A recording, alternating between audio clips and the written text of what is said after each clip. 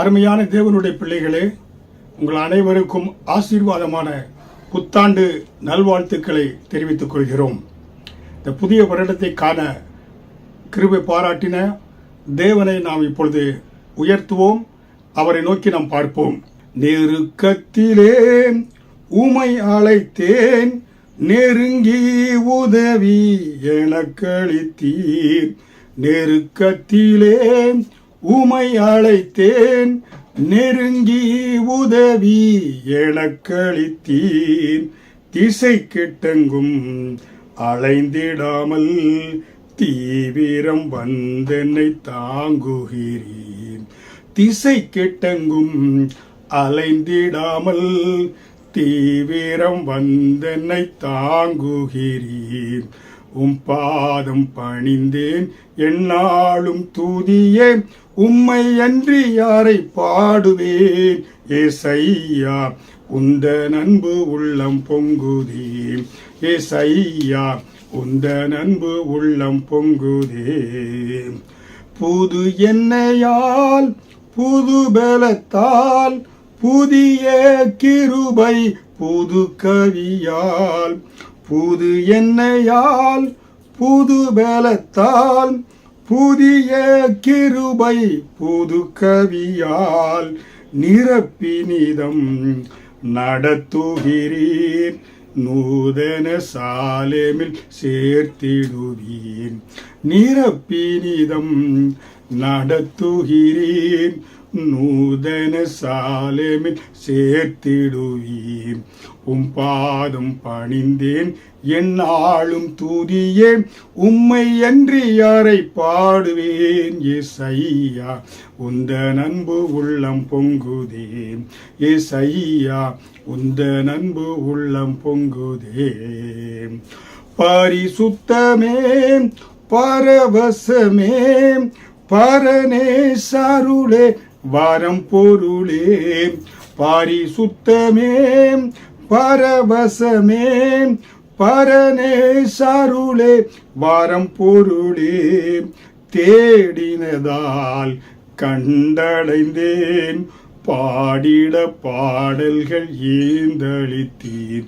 உம்மை தேடினதால் கண்டடைந்தேன், பாடிட பாடல்கள் ஏந்தளித்தீர். பாதம் பணிந்தேன் எந்நாளும் துதியே, உம்மை அன்றி யாரை பாடுவேன். ஏசையா உந்தன் அன்பு உள்ளம் பொங்குதே, ஏசையா உந்தன் அன்பு உள்ளம் பொங்குதே. பாடல்களை உணர்ந்தவர்களாய் பாருங்க. என் சமூகம் உனக்கு முன்பாக செல்லும். புரியுங்களா? எனக்கு அளிக்கும் இளைப்பாறுதல். தேவனுடைய சமூகம் தான் நமக்கு முன்பாக செல்லும். தேவன் தான் நமக்கு இளைப்பாறுதலை கொடுக்கக்கூடியவராய் இருக்கிறார். அவருடைய கோலும் தடியும் நம்மை உண்மையாய் தேற்றக்கூடியதாக இருக்கிறது. ஹல்லேலூயா. அருமையான தேவனுடைய பிள்ளைகளே, இந்த புதிய வருடத்துக்குள்ளாக அடியெடுத்து வைத்திருக்கிற ஒவ்வொரு தேவனுடைய பிள்ளைக்கும், ஏன்னா இந்த புதிய வருடம் என்னுடைய எதிர்காலம் எப்படி இருக்கும், இந்த புதிய வருடத்தை நான் எதை நம்பி நான் முன்னேறி செல்வது என்று ஏக்கத்தோடு இருக்கிற ஒவ்வொரு பிள்ளைகளுக்கும் தேவன் கொடுக்கக்கூடிய ஒரு வார்த்தை. தேவன் யாத்திராகமம் 33வது அதிகாரம் வசனம் 14 படியாக, அதற்கு அவர், என் சமூகம் உனக்கு முன்பாக செல்லும், நான் உனக்கு இளைப்பாறுதலை தருவேன் என்றார். ஹல்லேலூயா. அருமையான தேவனுடைய பிள்ளைகளே, கர்த்தர் என்ன செய்கிறாராம்? தேவனுடைய பிள்ளைகளுக்கு இளைப்பாறுதலை தரக்கூடியவராய் இருக்கிறார். இந்த வேத வசனத்தில் பார்க்கின்ற பொழுது இது மோசே ஒரு சிறிய ஜெபமாக இருக்கிறது. மோசே தேவனிடத்தில் கேட்கிறார், கர்த்தாவே, இந்த இஸ்ரவேல் ஜனங்கள் எகிப்தில அடிமைத்தனத்தில் இருந்த ஜனங்களுடைய கூக்குரலை கேட்டு அவர்களை நீர் இறங்கி வந்து விடுதலை பண்ணி பாலும் தேனும் ஓடுகிற கானான் தேசத்துக்கு அழைத்து செல்வேன் என்று சொன்னீரே. இந்த ஜனங்களை என்னுடைய தலைமையில் நான் அழைத்து செல்கின்ற பொழுது நான் யாரை நம்பி முன்னேறி செல்வது? யார் எனக்கு துணையாக வருவார்கள் என்று மோசே தேவனிடத்தில் கேட்ட பொழுது மோசே என்ன செய்தார்? என் சமூகம் உனக்கு முன்பாக செல்லும். புரியுங்களா? நான் உனக்கு இளைப்பாறுதலை தருவேன். ஹல்லேலூயா. பாருங்க, நம்முடைய ராஜாதி ராஜா, கர்த்தாதி கர்த்தர், உலகத்தில் இருக்கிறவரை காட்டிலும் நமக்குள் இருக்கிறவர் பெரியவர். நம்முடைய தேவன், நம்மை படைத்தவர், உருவாக்கினவர். அவர் என்ன செய்கிறாரு? நம்மை தோளை தட்டி கரத்தை பிடித்து என் சமூகம் உனக்கு முன்பாக செல்லும், நான் உனக்கு இளைப்பாறுதலை தருவேன் சொல்கிறாரே. அருமையான தேவனுடைய பிள்ளைகளை, இந்த வாக்குத்தத்தை பிடித்துக் கொண்டு உறுதியாக கண்மூடித்தனமாக விசுவாசத்தோடு பிடித்துக் கொண்டு இந்த வருடத்தை முன்னேறி செல்லுங்க. கர்த்தர் இந்த வருடத்தில் முடிவில் நீங்க சொல்லுங்க, இந்த வருடம் முழுவதும் எனக்கு நல்ல ஒரு இளைப்பாறுதல் வருடமாக இருந்தது, தேவன் முன்னே சென்றதினாலே என்று நீங்க நீங்க ஒரு சாட்சி சொல்ல முடியும். உங்களை ஒரு கர்த்தர் ஜீவனுள்ள சாட்சியாக எழுப்புவார். உங்கள் பட்டணத்திலே இருக்கிற இடத்திலே, வீட்டிலே, வேலை செய்கிற இடத்திலே கர்த்தர் உங்களை ஜீவனுள்ள சாட்சியாக ஆண்டவர் எழுப்பக்கூடியவராக இருக்கிறார். ஹல்லேலூயா. அதனால்தான் நம்முடைய இந்த எதிர்கால வாழ்க்கையை நமக்கு ஒரு தனிமை உணர்வோ இல்லை இன்றைக்கு இயற்கை சீற்றங்கள், சுனாமிகள், பூகம்பங்கள், ஏன்னா பார்த்தீங்கன்னா மழை, வெள்ளம், ஏன்னா அதிகமான வெப்பநிலை, இதில் அநேக ஏன்னா மக்கள் மடிந்து போகிறாங்க, தாக்கங்கள் உண்டு. இதில் யாரை நம்பின முன்னேறி செல்வது என்று நீங்கள் இருக்கின்ற பொழுது அருமையாய் தேவனுடைய பிள்ளைகளை காத்த அவர் சமூகத்துக்குள்ளாக மூடி மறைத்து உங்களை பாதுகாத்து நடத்தக்கூடியவராய் இருக்கிறார். அவருடைய சமூகம் உங்களுக்கு முன்பாக செல்லும். ஹல்லேலூயா. தேவனே பெரியவர் முன்பாக செல்கின்ற பொழுது நீங்க எதை குறித்து கலங்க தேவையில்லை. சிறு பிள்ளைகள் பாருங்க, வெளியே செல்றாங்கனாக்கா பெற்றோர்கள் முன்னே செல்கின்ற பொழுது தகப்பனார் முன்னே சொன்னா செல்கிறார் என்றால் அந்த பிள்ளை எவ்வளவு சந்தோஷத்தோடு கூட உற்சாகத்தோடு கூட என செல்லும் பாருங்க. அதை போல இந்த வருடத்திலே ஒவ்வொரு தேவனுடைய பிள்ளைக்கு முன்பாக தேவ சமூகம் முன்பாக செல்லக்கூடியதாக இருக்கிறது. ஹல்லேலூயா. கர்த்தர் நம்மை காக்கும்படியாய் சேராபீன்கள், கேருபீன்கள், தேவதூதர்களை வைத்து நம்மை ஆண்டவர் பாதுகாக்கக்கூடியவராக இருக்கிறார். அவருடைய மேகஸ்தம்பம், அவர் அக்கினி ஸ்தம்பம் நமக்கு முன்பாக செல்லக்கூடியதாக இருக்கிறது. அதனால் தான் மீகா 2வது அதிகாரம் வசனம் 13 பார்க்கின்ற பொழுது, தடைகளை நீக்கி போடுகிறவர் அவர்களுக்கு முன்பாக நடந்து போகிறார், அவர்கள் தடைகளை நீக்கி வாசலால் உட்பிரவேசித்து கடந்து போவார்கள், அவர்கள் ராஜா அவர்களுக்கு முன்பாக போவார், கர்த்தர் அவர்கள் முன்னணையில் நடந்து போவார். ஹல்லேலூயா. அருமையான தேவனுடைய பிள்ளைகளே, கர்த்தர் இந்த வருடத்தில் உங்களுக்கு முன்பாக செல்கிறார். போகக்கூடிய எப்படிப்பட்டவர், எல்லா தடைகளையும், அதாவது பார்த்தீங்கன்னாக்க ஒரு ஜேசிபியை போல, ஒரு புல்டோசரை போல கர்த்தர் உங்களுக்கு முன்பாக சென்று எல்லா தடைகளையும் உடைத்தெறிந்து அவர் போகிறார். நீங்க ஆசீர்வாதத்தை இலகுவாக பெற்றுக்கொள்ள முடியும். ஹல்லேலூயா. விசுவாசிக்கிறீங்களா? அருமையான தேவனுடைய பிள்ளைகளே, செய்தியை கேட்டுக்கொண்டிருக்கிற ஒவ்வொரு தேவனுடைய பிள்ளைகளுக்கும் நான் உங்களுக்கு உறுதியாக சொல்கிறேன், கர்த்தர் வாக்கு கொடுக்கிறார். உங்களுக்கு முன்பாக இந்த வருடத்திலே அவர் சமூகம் முன்பாக செல்லக்கூடியதாக இருக்கிறது. ஏன்னா மோசே எப்படி பாருங்க, ஆண்டவரே உங்களுடைய சமூகம் எனக்கு முன்பாக செல்லாமல் போனால் சொல்றாரு, உன் சமூகம் எனக்கு முன்னாமல் செல்லாமல் போனால் எங்களை அழைத்து கொண்டு செல்ல வேண்டாம் என்று கேட்கிறாரு. கர்த்தர் சொல்கிறார், என் சமூகம் உனக்கு முன்பாக செல்லும் என்று வாக்கு கொடுக்கிறார். ஹல்லேலூயா. சொன்னவர் பாலும் தேரும் ஓடுகிற கானான் தேசத்துக்குள்ளாக நடத்தி கொண்டு சென்றார். இன்றைக்கும் வாக்கு கொடுக்கிறார். வாக்கு கொடுக்கிறவர் மாறாதவர். அவர் மனிதன் மாறலாம், நம்ம நம்புகிற மனிதன் நாவிலே சுவாசமுள்ள மனிதனை நம்புவதை பார்க்கலாம். ஜீவனுள்ள கர்த்தர் வேல் பற்றுதலாயிருப்பது நலம் என்று வேதவசனம் சொல்லுகிறது. கர்த்தருடைய வார்த்தை அது பொய் சொல்லாது. அது சொன்னதை செய்துவிட்டு என அது நிறைவேறி அது வெறுமையாய் திரும்பாமல் அது சொன்ன காரியத்தை நிறைவேற்றி விட்டு அது திரும்பக்கூடியதாக இருக்கிறது. ஹல்லேலூயா. அதனால் தான் இந்த வருடத்திலே ஆண்டவரே நம்முடைய சமூகம் இல்லாத ஆசீர்வாதங்களுக்கு தேவையில்லைப்பா, நம்முடைய சமூகம் என்னோடு வந்துச்சுன்னா அந்த ஆசீர்வாதம் நன்மையாக இருக்கும், சமாதானத்துக்குரியதாக இருக்கும், செழிப்புள்ளதாக இருக்கும், எல்லாவற்றுக்கும் மேலாக நிறைவான ஆசீர்வாதத்தை கொடுக்கக்கூடியதாக இருக்கும். ஹல்லேலூயா.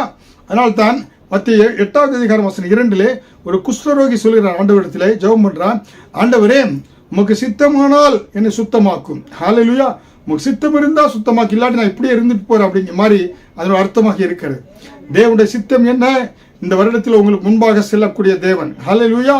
உங்களை எந்த விபத்துகளும் கொள்ளை நோய்களும் என உலகத்தில் இருக்கலாம், உங்கள் மத்தியில உங்கள் தேசங்களில் வரலாம், எதற்கும் பயப்பட தேவையில்லை. காரணம், உங்களோடு இருப்பது தேவ சமூகம், தேவ பிரசன்னம். ஹல்லேலூயா.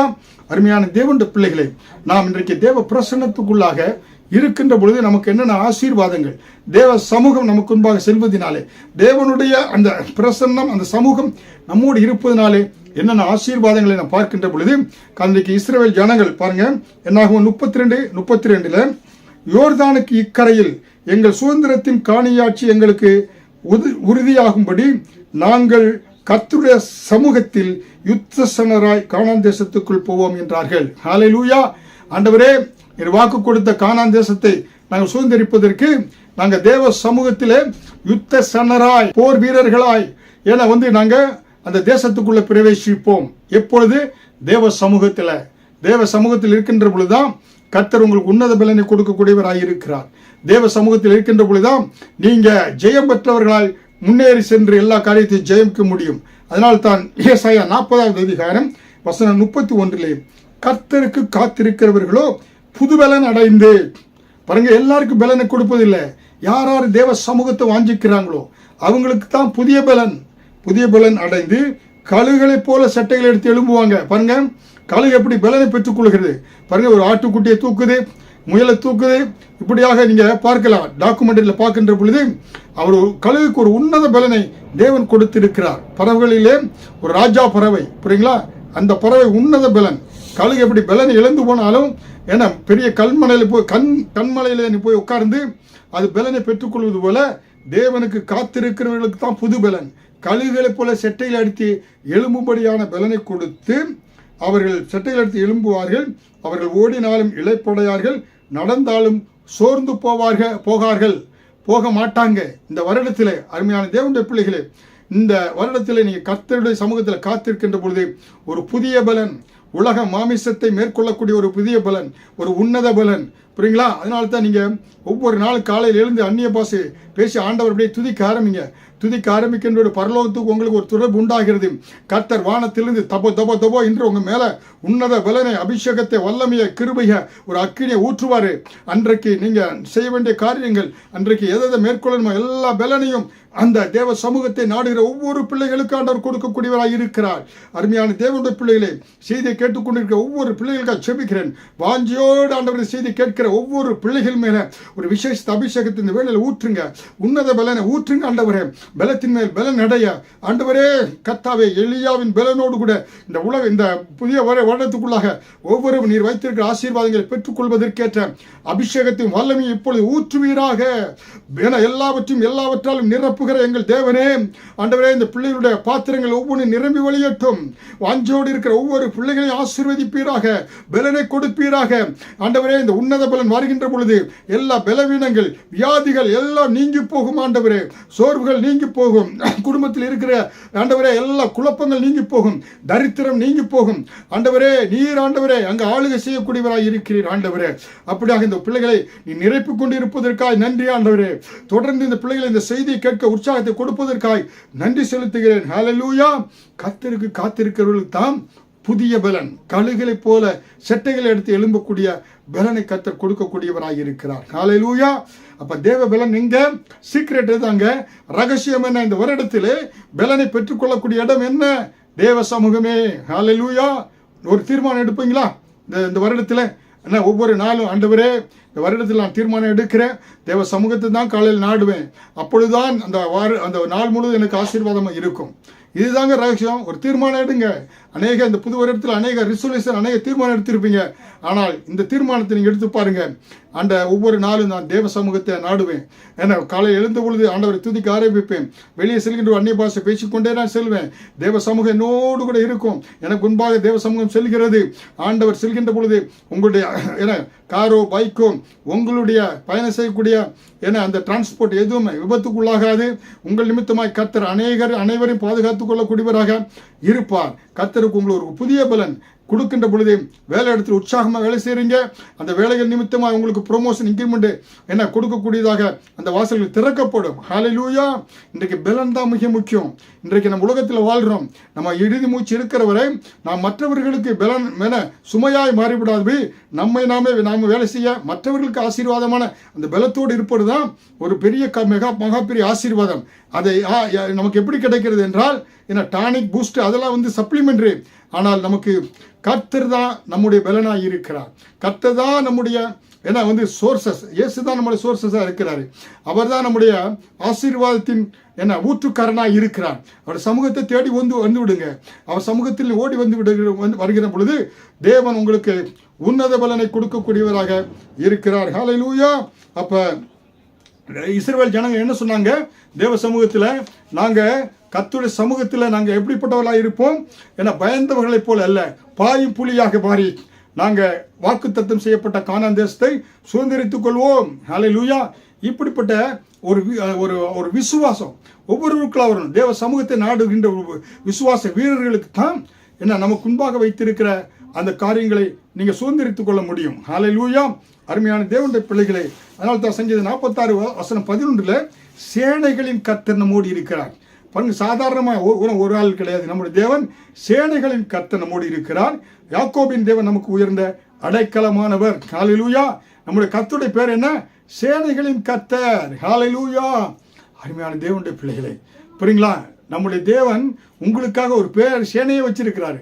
கேருபீன்கள், செராபீன்கள், பரிசுத்த தேவதூதர்கள் வச்சிருக்கிறார். ஹல்லேலூயா. அதனால ஒரு தேவதூதன் 180,000 பேர்களை என்ன செய்வான்? வீழ்த்தடிச்சு விட்டுருவானா. அப்படிப்பட்ட ஒரு தேவன் நம்மோடு இருக்கிறார். அதான் சேனைகளின் கர்த்தர் நம்மோடு இருக்கிறார். ஹல்லேலூயா. யாக்கோபின் தேவன் நமக்கு உயர்ந்த அடைக்கலமாக இருக்கிறார். எப்படியாக யுத்தத்திலே ஏன்னா பாருங்க, ஒரு தேசத்து யுத்தம் நடந்தா முன்னால அந்த கேப்டன் என்ன செய்வாரு? அந்த தேசத்துடைய கொடியை எடுத்துக்கொண்டு அவர் கம்பீரமாய் அந்த எக்காலங்களை ஊதிக்கொண்டு அந்த தேசத்தினுடைய பாடல்களை பாடுகின்ற பொழுது பின்னால் இருக்கக்கூடிய ஒவ்வொரு போர் வீரனுக்கும் அந்த உணர்வு, வெற்றி பெற வேண்டும் தேசப்பற்று உணர்வினாலே அவன் முன்னேறி சென்று போரிட்டு வெற்றி பெறுவானாம். அதே போல நீங்க என்னைக்குனாக்க இன்றைக்கு இந்த வருடத்திலே தேவன் சேனைகளின் கர்த்தரினோடு இருக்கிறார். சொல்லிக்கொண்டே போங்க. தேவ பிரசன்னத்தில் நிரம்பிக் கொண்டே போங்க. ஹல்லேலூயா. தேவ பிரசன்னங்களோடு வருகின்ற பொழுது யாராலும் எவராலும் எதிர்த்து நிற்க முடியாது. அசுத்த ஆவிகள், பில்லி சூனியங்களோ பிசாசுகளோ உங்களை எதிர்த்து நிற்க முடியாது. காரணம், உலகத்தில் இருப்பவனை காட்டிலும் உங்களுக்குள் இருக்கிற இயேசு பெரியவராயிருக்கிறார். ஹல்லேலூயா. அன்றைக்கு தேவ சமூகம் இஸ்ரவேல் ஜனங்களுக்கு முன்பாக சென்ற பொழுது என செங்கடல் இரண்டாக பிளந்தது. யோர்தான் நதி பின்னிட்டு திரும்பியது. எரிகோ கோட்டை வீழ்ந்தது என்று பார்க்கிறோம். தேவ சமூகம் முன்பு சென்றதினாலே. ஹல்லேலூயா. தேவ சமூகம் தாவீதோடு இருந்ததினாலே கோலியாத்தை இலகுவாக அவர் மேற்கொண்டார். ஹல்லேலூயா. சாத்ராக், மேசக், யாபேத்நேகோ, தானியேலுடைய நண்பர்கள் தேவ சமூகத்தில் இருந்ததினாலே 7 மடங்கு அவர்களுக்கு அக்கினி சூடாக்கப்பட்டு நேபுகாத்நேசர் அவர்கள் தூக்கி போட்டான். ஆனால் தேவ சமூகம் இருந்த பொழுது அவர்களோடு பரிசுத்த ஆவியானவர் உலவினார். 4வது ஒரு ஆள் அங்கே உலாவுவதை கண்டார்கள்.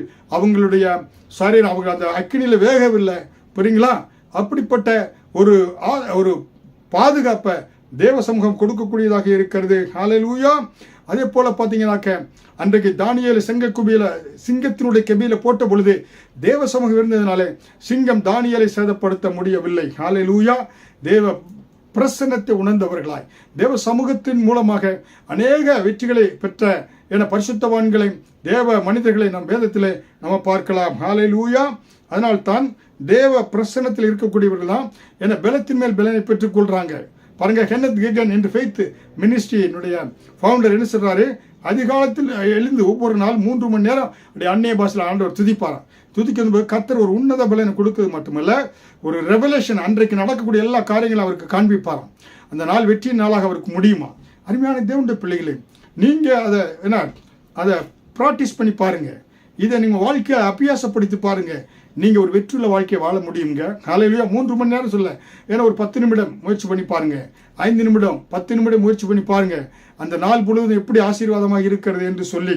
அதனால்தான் சங்கீதம் 18வது அதிகாரம் வசனம் 29 உம்மாலே ஒரு சேனைக்குள் பாய்வேன், என் தேவனாலே ஒரு மதிலை தாண்டுவேன். ஏன்னா சேனைகளின் கர்த்தனமோடு இருக்கிறாங்க. உம்மாலே ஒரு சேனைக்குள் பாய்ந்து செல்வேன், ஏன்னா என் தேவனாலே ஒரு மதிலை தாண்டுவேன். அன்றைக்கு ராஜாவுடைய கோட்டைகள் மதில்கள்லாம் ஏன்னா பார்த்தீங்கன்னா 5 மீட்டர் 10 மீட்டர் உயரத்தில் இருக்கும். அப்படிப்பட்ட அந்த மதிலை கூட உம்மாலே நான் தாண்டுவேன், உன்னத பலனை கொடுக்கிற கர்த்தராலே தாண்டுவேன். உம்மாலே ஒரு சேனைக்குள் ஒரு மனிதனாய் பாய்ந்து சென்று அதை முறியடிப்பேன் என்று சொல்லுகிறார் சங்கீதக்காரன். ஹல்லேலூயா. அது மட்டுமல்ல, சங்கீதம் 9வது அதிகாரம் வசனம் 3 உமது சமூகத்தில் சத்துருக்கள் இடறி விழுவார்கள். பாருங்க, யாருடைய சமூகத்தில்? கர்த்தருடைய சமூகத்தில் தான் சத்துரு. இப்போ தேவ பிரசன்னத்தை நீங்க இருந்தீங்கன்னா உங்களுக்கு விரோதமா எந்த சத்துரு வரமாட்டாங்க. சத்துரு தான் இடறி விழுவார்கள். ஹல்லேலூயா. அருமையான தேவனுடைய பிள்ளைகளை, எவ்வளவு பெரிய ஆசீர்வாதம் பாருங்க. இந்த வருடத்துல தேவ சமூகத்தில் அப்படியே நிரம்பிடுங்க. ஒரு முயற்சி பண்ணி பாருங்க, இந்த வருடம் எனக்கு எப்படி இருக்கிறது. ஏன்னா இந்த காரியத்தெல்லாம் நான் செயல்படுத்தி பார்க்கிறேன். ஏன்னா நீங்க பார்த்து இந்த வருடத்துல நீங்க சொல்லலாம், ஒவ்வொரு நாளிலும் சொல்லலாம், ஒவ்வொரு வாரமும் ஒவ்வொரு மாதத்திலும் நீங்க சாட்சி சொல்லலாம், டெஸ்டிமனி சொல்லலாம். தேவ சமூகத்தை நான் நாடினதுனாலே, ஏன்னா இதற்கு முன்பாக இருந்த கண்ணீர் கவலைகள் உள்ள வாழ்க்கை இல்லாதபடி இப்பொழுது மகிழ்ச்சியான ஒரு வாழ்க்கையை நான் வாழ்கிறேன் என்று இங்கே ஒவ்வொருவரும் ஜீவனுள்ள சாட்சியை இங்கே பகிர்ந்து கொள்ளலாம். ஹல்லேலூயா. அதனால்தான் ஏன்னா தேவனுடைய சமூகம் எப்படிப்பட்டிருக்கிறது, ஏன்னா தேவ சமூகத்தில் ஒரு பாவி ரட்சிக்கப்பட்டாலே, அதனால வேதவசனம் என்ன சொல்கிறது, லூக்கா 15:7-10, மனம் திரும்புகிற பாவி நிமித்தம் பரலோகத்தில் பெரிய சந்தோஷம் உண்டாகும், தேவதூதர்கள் மத்தியிலும் அந்த சந்தோஷம் இருக்கும். லூக்கா 15:7-10 பார்க்கும்போது இளைய குமாரன் என்ன பண்ணா, ஏன்னா சொத்தை வித்து பன்றிகள் கூட தவிடுகளை கிடைக்காதபடி உலக சிற்றின்பங்களில் சிக்கிய கடைசியில் என்ன தான் தகப்பனிடத்துக்கு திரும்பி வந்தான். வருகின்ற பொழுது அப்ப மனம் திரும்புகிற ஒரு பாவி நிமித்தம் பரலோகத்தில் சந்தோஷம் மட்டுமல்ல, தேவதூதர்களும் சந்தோஷமாக இருக்கிறார்களாம். புரியுங்களா? அப்ப கர்த்தருடைய சமூகம் நமக்கு உங்களுக்கு என்ன உண்டாக்கக்கூடியதாக இருக்கிறது, கர்த்தருடைய சமூகம் உங்களுக்கு என்ன உண்டாக்கக்கூடியதாக இருக்கிறது, உங்களுக்கு சந்தோஷத்தை கொடுக்கக்கூடியதாக இருக்கிறது. ஹல்லேலூயா.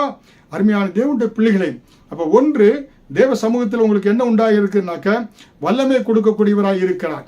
கர்த்தருடைய சமூகத்தில் இருக்கிறவங்களுக்கு தான் உன்னத பலனை கொடுக்கக்கூடியவராய், கழுகளை செட்டையில் எடுத்து எலும்புக்கூடிய பலனை கொடுக்கக்கூடியவராய் இருக்கிறார். இரண்டாவதாக தேவ சமூகத்தை நீங்க வருகின்ற பொழுது அங்கே ஆனந்தம், சந்தோஷம், பேரின்பம் உண்டாகக்கூடியதாக இருக்கிறது. ஹல்லேலூயா. வசனம் சங்கீதம் 16:11, உம்முடைய சமூகத்தில் பரிபூர்ண ஆனந்தமும் உம்முடைய வலது பாரசத்தில் நித்திய பேரின்பம் உண்டு. ஹல்லேலூயா. வசனம் என்ன சொல்லப்பட்டிருக்கிறது, சங்கீதம் 16:11, உம்முடைய சமூகத்தில் பரிபூர்ண ஆனந்தம், உம்முடைய வலது பாரசத்தில் நித்திய பேரின்பம். இதை இந்த உலகத்துடைய சாத்தான மனக்கண்கள், ஏன்னா உலகத்தினுடைய மக்களை மனக்கண்களால மூடி வைத்திருக்கிறான். அவருடைய மனக்கண்கள் குருடாக்கப்பட்டு இருக்கிறது. ஏன்னா இன்றைக்கு அதனால தான் அவங்க உலக சிற்றின்பங்களை தேடிக்கொண்டு, ஏன்னா களியாட்டங்கள், இரவு விடுதிகள் எல்லாம் சென்று அவங்க என்ன செய்யறாங்க, ஏன்னா ஆடி பாடி, ஏன்னா அவங்க குடித்து கும்மாளம் போட்டு அவங்க அதுக்கப்புறமா அதன் முடிவு அவங்களுக்கு என்ன, அவங்க கண்ணீரோடு கவலையோடு கூட கணவன் மனைவி டைவர்ஸு, அதுபோல் விபத்துகள், இப்படியாக மானம் போய் அநேக தற்கொலை செய்து கொள்கிறார்கள். அவங்களுக்கு அந்த பரிபூர்ண ஆனந்தம், நித்திய பேரின்பம் கர்த்தருடைய சமூகத்தில் இருக்கிறது என்பது தெரியாததினால்தான். தேவனுடைய பிள்ளைகளுக்கு செய்தியை கேட்டுக்கொண்டிருக்க அருமையான தேவனுடைய பிள்ளைகளே, இயேசு கிறிஸ்துவை சொந்த இரட்சகராக ஏற்றுக்கொள்ளாத யாராக இருந்தாலும் இந்த செய்தியை கேட்டுக்கொண்டிருக்க நேரமே நீங்கள் ரட்சிக்கப்படலாம், அவருடைய பிள்ளையாக மாறலாம், இந்த தேவ சமூகத்தை நீங்கள் உணரலாம். நீங்கள் செய்ய வேண்டியது, இயேசு கிறிஸ்துவே, நீர் எனக்காக என் பாவங்களுக்காக மரித்தீர், அடக்கம் செய்யப்பட்டீர், 3ஆம் நாள் உயிரோடு எழும்பினீர் என்பதை விசுவாசிக்கிறேன், நீரே உலக இரட்சகர் என்று நீங்கள் வாயினால் அறிக்கையிடுகின்ற பொழுது நீங்கள் ரட்சிக்கப்படுறீங்க, தேவ பிரசன்னத்துக்குள்ளாக வர்றீங்க, தேவ சமூகம் உங்களோடு இருக்கிறது. அவர் துதிக்க ஆரம்பிங்க. அப்பொழுது கர்த்தர் உங்களுக்கு பரிபூர்ண ஆனந்தத்தையும் நித்திய பேரின்பத்தையும் கர்த்தர் கொடுக்கக்கூடியவராக இருக்கிறார். அதனால தான் நான் ரட்சிக்கப்பட்ட ஆரம்பத்தில் தேவனுடைய சமூகத்தை ஓடி செல்ல ஒவ்வொரு நாளும் சென்று அவர் சமூகத்தில் அந்நிய பாஷையில் அப்படியே ஜெபிக்க ஆரம்பிப்பேன். முடிக்கின்ற பொழுது இந்த உலகம் தர முடியாத ஒரு பேரின்பத்தை நான் உணர்வேன், சந்தோஷத்தை சொல்ல நினைப்பேன். அப்படி சொல்ல முடியாத ஒரு ஆனந்தம், பேரின்பம் உண்டாகும். நீங்களும் அதை ருசித்து பாருங்க.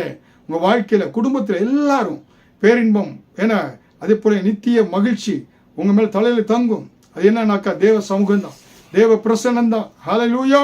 இதுதான் நமக்கு வைத்திருக்கிற கர்த்தர் காரியம். ஹல்லேலூயா. அருமையான தேவனுடைய பிள்ளைகளே, அதனால நீங்க தேவ சமூகத்தில் ஓடி வந்து விடுங்க, அவர் சமூகத்தை நாடுங்க. உங்களுக்கு என்ன உண்டாகும், பேரின்பமும் நித்திய மகிழ்ச்சி உங்க மேல் உண்டாகும். ஹல்லேலூயா. பாருங்க, கார் முகிலை பார்த்து விட்டால் மயில்கள் தோகை விரித்து ஆடும்.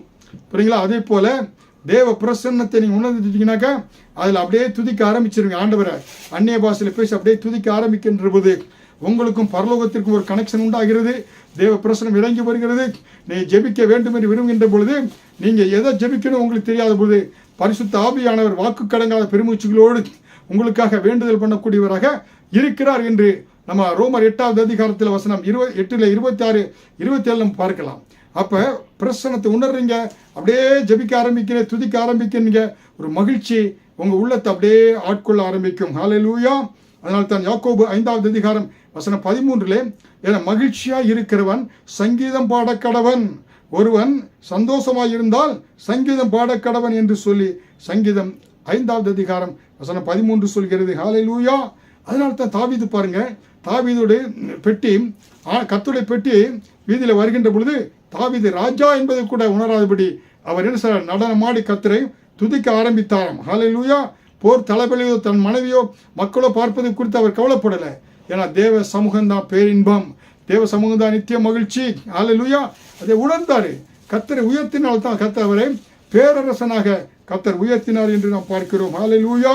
அருமையான தேவனுடைய பிள்ளைகளே, மோசே அவருடைய மனைவியாக மீகாள், மோசே அவருடைய மனைவியால் மீகாளை பார்த்து, உன் தகப்பனை பார்க்கிலும் அவருடைய எல்லார் வீட்டாரை பார்க்கிலும் என்னை இஸ்ரவேலாகிய கர்த்தருடைய ஜனத்தின் மேல் தலைவனாக கட்டளையிடும்படிக்கு தெரிந்து கொண்ட கர்த்தருடைய சமூகத்திற்கு முன்பாய் ஆடி பாடினேன் என்று 2 சாமுவேல் 6வது அதிகாரம் வசனம் 21 தாவீது சொல்கிறார். தாவீது தன்னுடைய மனைவியாக மீகாளை பார்த்து, உன் தகப்பனை பார்க்கிலும் அவருடைய எல்லா வீட்டாரை பார்க்கிலும் என்னை இஸ்ரவேலாகிய கர்த்தருடைய ஜனத்தின் மேல் தலைவனாக கட்டளையிடும்படிக்கு தெரிந்து கொண்ட கர்த்தருடைய சமூகத்திற்கு முன்பாக ஆடி பாடினேன் என்று தாவீது சொல்கிறார். ஹல்லேலூயா.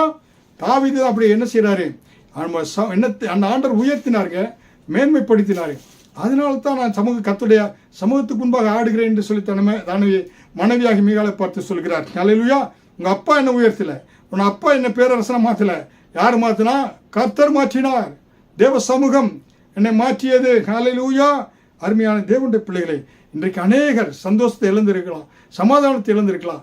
தேவ சமூகத்தை வந்து விடுங்க, கர்த்தர் துதிக்க ஆரம்பிங்க, ஆண்டவரை பாட ஆரம்பிங்க, ஜெபிக்க ஆரம்பிங்க, வேத வசனத்தை வாசிங்க. நீங்க இனம் புரியாத ஒரு சந்தோஷத்தை, மகிழ்ச்சியை நீங்க என்ன உணர்வீங்க. ஹல்லேலூயா. அதனால தான் ஆண்டவரை துதித்து பாடுகிறோம். ஏன்னா கர்த்தரை துதிக்கின்ற பொழுது, பாடுகின்ற பொழுது உங்களுக்கு பரலோகத்துக்கும் இடையே ஒரு கனெக்ஷன் உண்டாகிறது. அது மகிழ்ச்சியை கொடுக்கக்கூடியவராக இருக்கிறது. அதனால தான் தாவீது பாவம் செய்தாரு.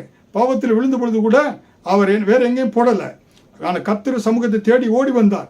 சங்கீதம் 51வது அதிகாரம் வசனம் 11 பத்சபேலத்தில் பாவம் செய்த பொழுது, ஆண்டவரே உம்முடைய சமூகத்தை விட்டு என்னை தள்ளாமலும் உம்முடைய பரிசுத்த ஆவியை என்னிடத்திலிருந்து எடுத்துக்கொள்ளாமல் இரும் என்று கண்ணீரோடு விண்ணப்பம் பண்ணினார். தாவீதினுடைய விண்ணப்பம் என்ன? ஆண்டவரே உங்க சமூகத்தை விட்டு தள்ளாதிருங்கப்பா, உங்க சமூகம் தான் எனக்கு வேணும், முக்கியம், அதுதான் என்னுடைய வாஞ்சை. அதனால தான் கர்த்தர் தாவீதை பேரரசனாக மாற்றினாருங்க. உங்கள் வாழ்க்கையில் பாவத்தில் ஒருவேளை விழுந்திருக்கலாம். நான் ஒரு பெரிய பாவி, ஆண்டவர் சமூகத்தில் வருவதற்கு எனக்கு தகுதி இல்லையே என்று நினைத்து கொண்டு இருக்கலாம். ஆனால் தாவீது பாருங்க, பத்சபேலத்தில் விபச்சாரம் பண்ணாரு. அது மட்டும் இல்லை, அவருடைய கணவரை கொலை செய்தாரு. ஆனால் அவர் தேவ சமூகத்தில் ஓடி வந்து விட்டார். அவர் வந்து நின்ற இடம் கர்த்தருடைய சமூகம். அதனால தான் ஆண்டவர் சொன்னார், ஆண்டவரே உடைய சமூகத்தை விட்டு என்ன தள்ளாதிரும், பரிசுத்த ஆவியை விட்டு என்னை எடுத்து விடாதும் என்று சொன்னார். கதறினார். கர்த்தருடைய இருதயத்துக்கு கேட்ட தாசனாய் தாவீதை கர்த்தர் மாற்றியதுக்கு காரணம் என்ன? தேவ சமூகத்தில் வந்து விழுந்தது தான், சமூகத்தையே நாடுனது தான், அவர் சமூகத்தையே வாஞ்சித்து அவர் தேடினதான். ஹல்லேலூயா. அப்ப தேவ சமூகம் இருக்கின்ற பொழுது உங்கள் வாழ்க்கையில மகிழ்ச்சி, சந்தோஷம், சமாதானம் இருக்கும். ஹல்லேலூயா. அருமையான தேவனுடைய பிள்ளைகளை, அதனால தான் சிம்சோனுடைய பாருங்க, தேவ சமூகத்தை விட்டு விலகி போனதுனால தான் கண்கள் பிடுங்கப்பட்டவனாய் முடிவு பயங்கரமாக அவனுக்கு இருந்தது என்று பார்க்கிறோம். ஹல்லேலூயா.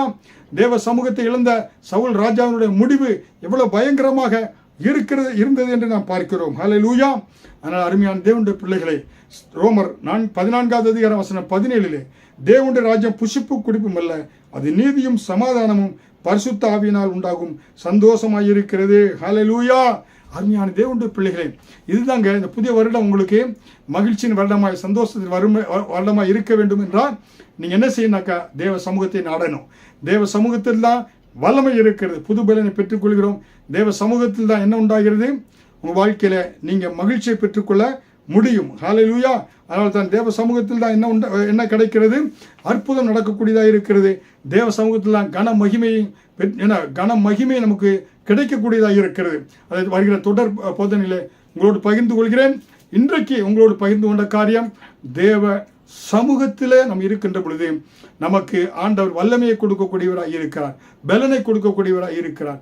தேவ சமூகத்தில் இருக்கின்ற பொழுது, நாடுகின்ற பொழுது மகிழ்ச்சி, நித்திய பேரின்பம் கொடுக்கக்கூடியதாக இருக்கிறது. ஹல்லேலூயா. அதனாலே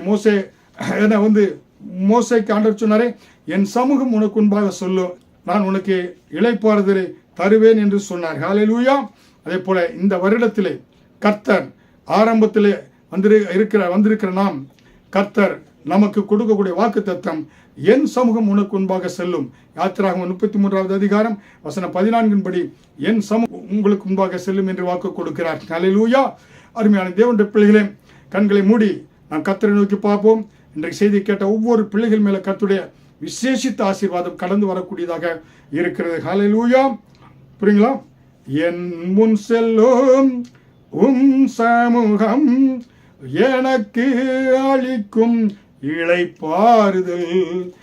என் முன் செல்லும் சமூகம் எனக்கு அளிக்கும் இளைப்பாறுதல். உமது கோலும் தடியும் உண்மையாய் என்னை தேற்றிடுதே.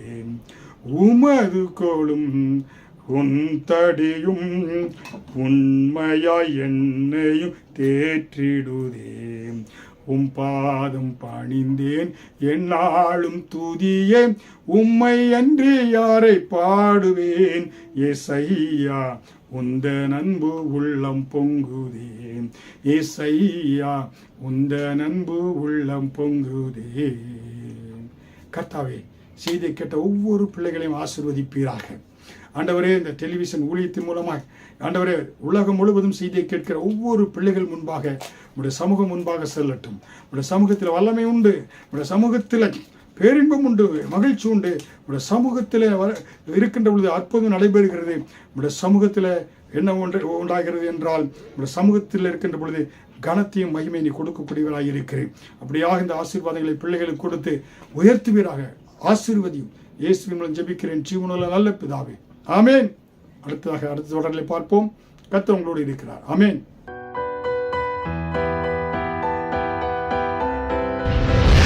கர்த்தர் உங்களை ஆசீர்வதிப்பாராக.